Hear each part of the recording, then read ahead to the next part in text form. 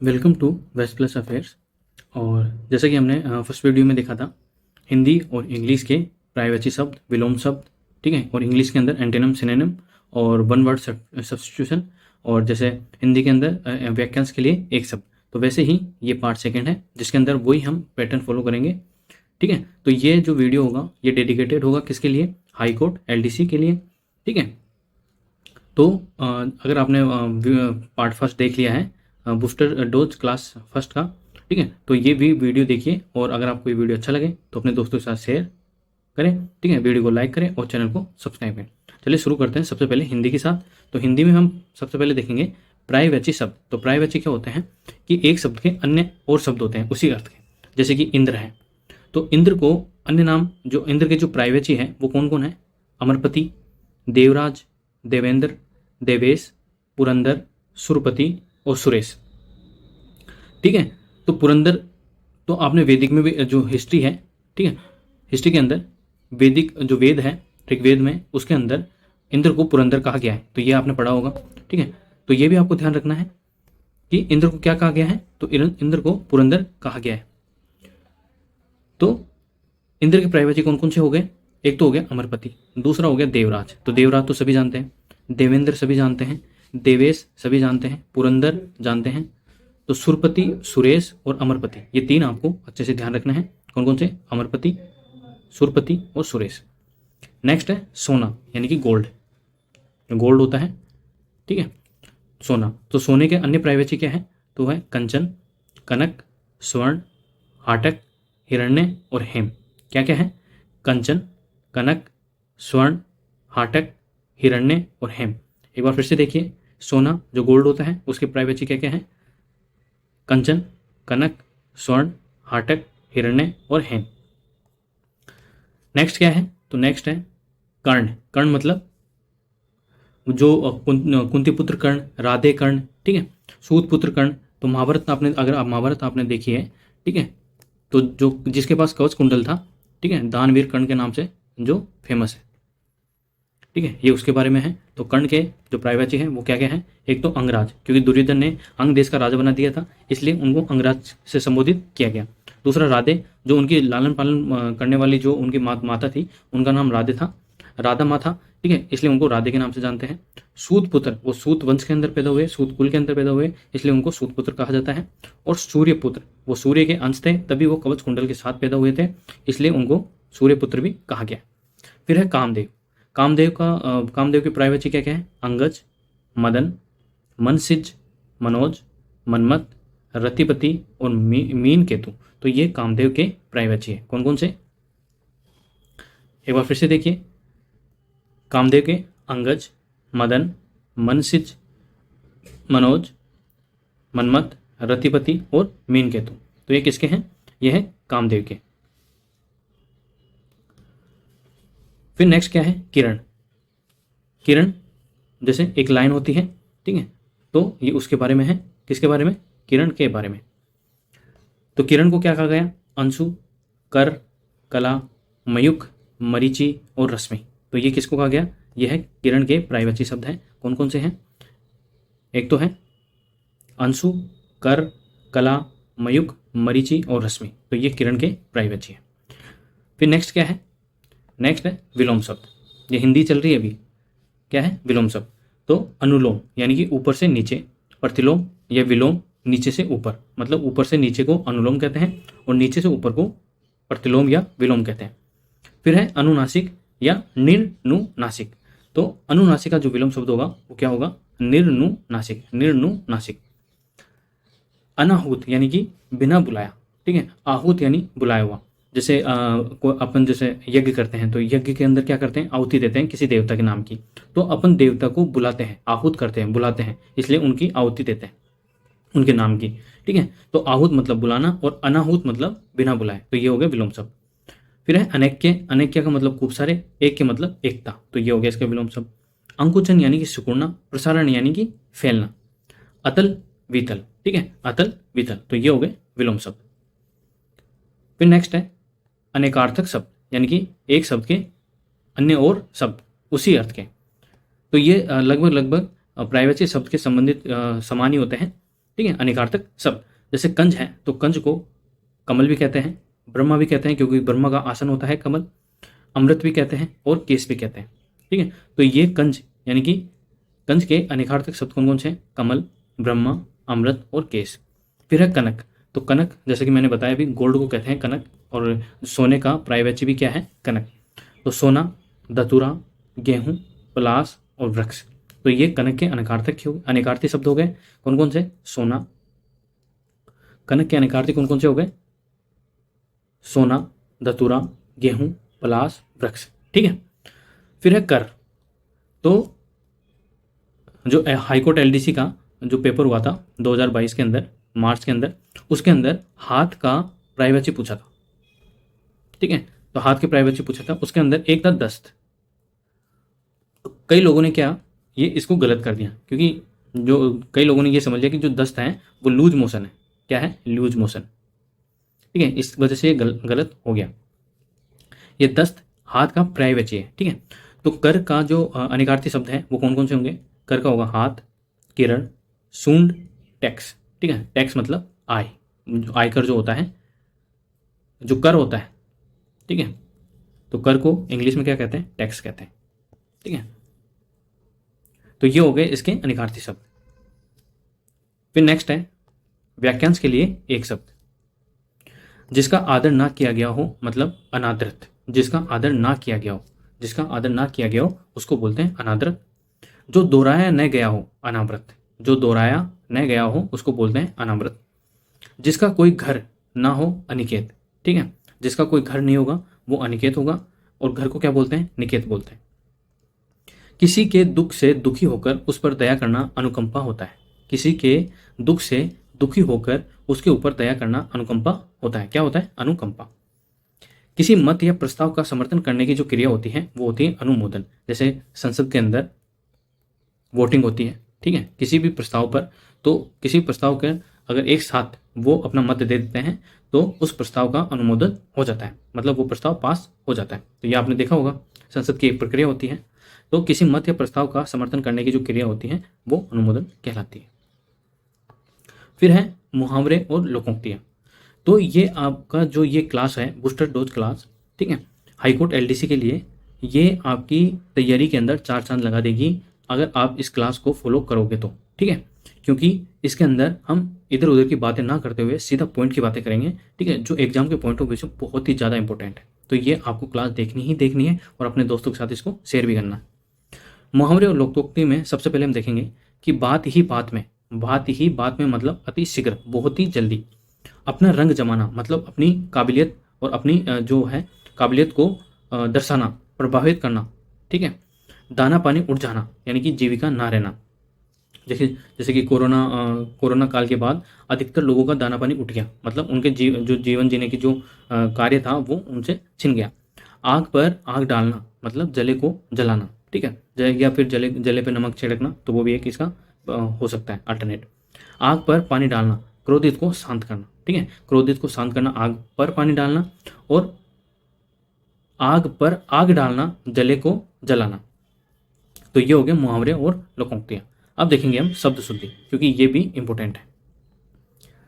शब्द शुद्धि में हम देख रहे हैं संग्रहित। तो संग्रहित में ये वाला है, ये वाला नहीं आता है, संग्रहित में आता है ये वाला। ठीक है, तो ये है शुद्ध शब्द।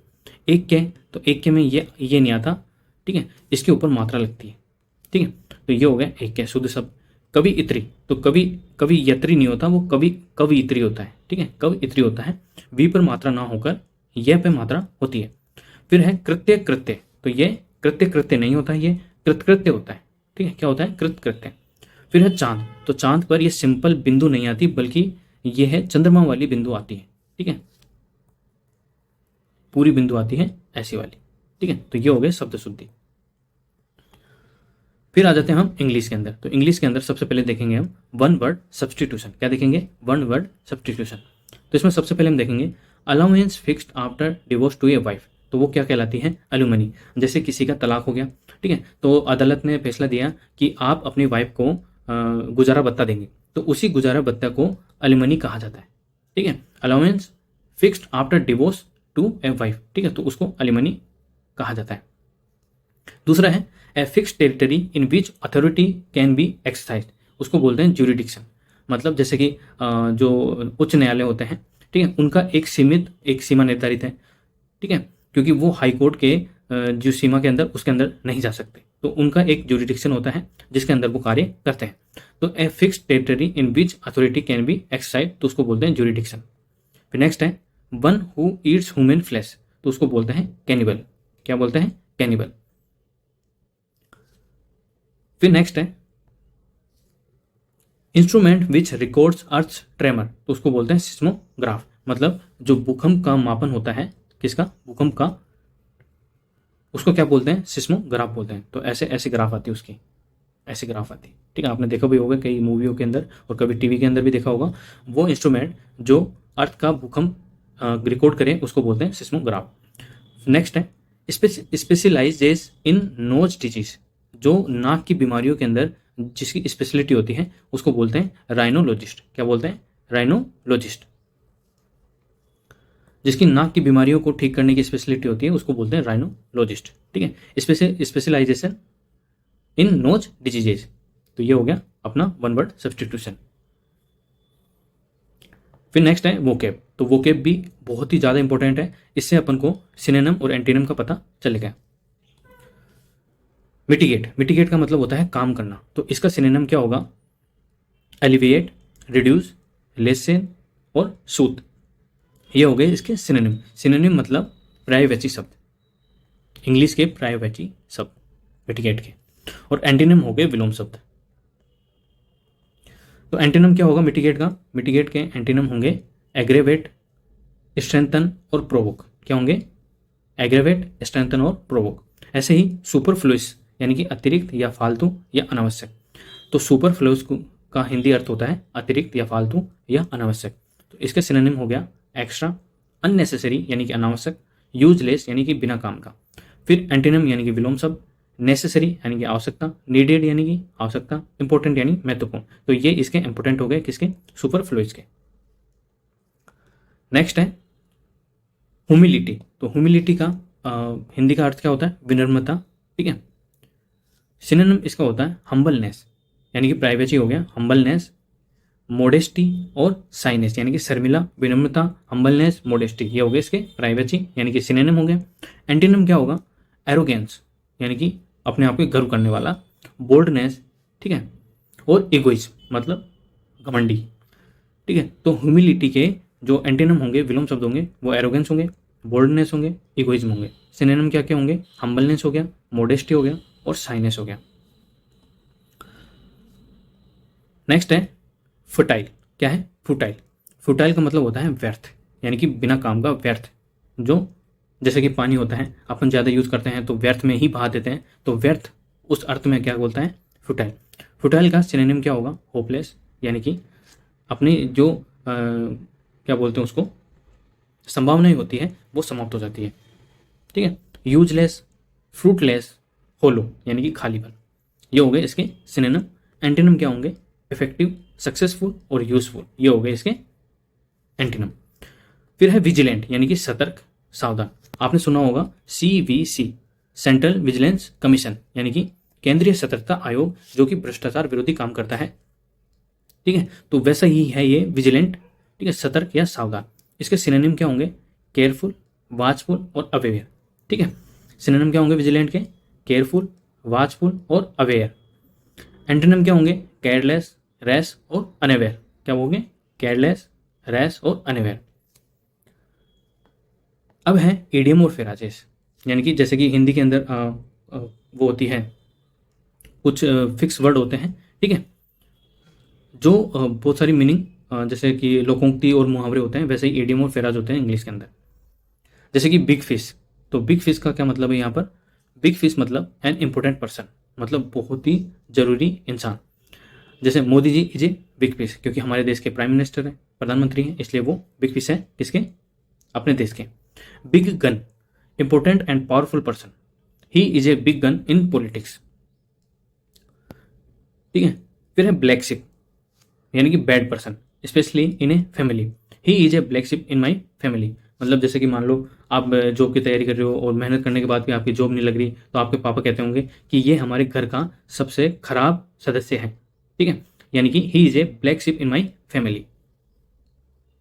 कहने का मतलब ब्लैक शिप का मतलब होता है नकारा इंसान, आपको तो नकारा इंसान है। नेक्स्ट है bull in a china shop, यानी कि a person who breaks things और हु ऑफन मेक्स मिस्टेक्स, मतलब वह इंसान जो जो विचार होते हैं उनको तोड़ देता है और अपनी जो गलतियां हैं उनको दोहराता है। He behave like a bull in a china shop, he behave like a bull in a china shop, तो ये आपको ध्यान रखना है। नेक्स्ट है bolt from the blue, something unusual happen suddenly, अचानक से कुछ ऐसा हो जाना जो कि किसी को मतलब किसी के दिमाग में था ही नहीं, ठीक है, तो यानी कि it came as a bolt from the blue in 2022, ठीक है, जैसे कि कोरोना आया, अचानक से आया, किसी को कुछ पता ही नहीं चला, अचानक से सब कुछ हो गया, तो वो ही हो गया bolt from the blue, it came as a bolt from the blue in 2022। फिर है कन्फ्यूजेबल वर्ड्स, जैसे कि शब्द शुद्धि होता है हिंदी के अंदर, वैसे ही इंग्लिश के अंदर कन्फ्यूजेबल वर्ड्स होते हैं, जैसे कि कास्ट, कास्ट मतलब होता है फेंकना, झाड़ना या पटकना। The sad news cast a shadow over the proceedings, वैसे ही कास्ट होता है, ठीक है, सेम है, बस इसके आगे ई लगा दिया तो वो नाउन बन जाता है और ई हटा दो तो वर्ब बन जाता है। तो कास्ट मतलब होता है जाति या वर्ग। This book treats of the caste system in India, जो यह बुक है वो इंडिया के भारत के अंदर जो जातिवाद जो सिस्टम है उसको ट्रीट करती है, मतलब उसको बताती है। दूसरा है कॉम्प्लीमेंट, कॉम्प्लीमेंट नाउन है, ठीक है, तो कॉम्प्लीमेंट का मतलब होता है पूरक भाग। क्या होता है पूरक भाग? Her youthful energy will be a welcome complement to the strength and experience of the team. फिर इसमें आ गया ई जो कि नाउन हो गया, ठीक है, फिर इसके अंदर आई आ गया तो वो भी नाउन है। कॉम्प्लीमेंट यानी कि प्रशंसा, एक होता है कॉम्प्लीमेंट जो कि पूरक भाग होता है, मतलब एक जैसे कि सप्लीमेंट्री टाइप होता है, ठीक है, तो वो पूरक भाग। एक होता है कॉम्प्लीमेंट यानी कि प्रशंसा, किसी की अच्छे काम के लिए प्रशंसा करना, तो वो हो गया कॉम्प्लीमेंट। आई वाला प्रशंसा हो गया, ई वाला पूरक भाग हो गया।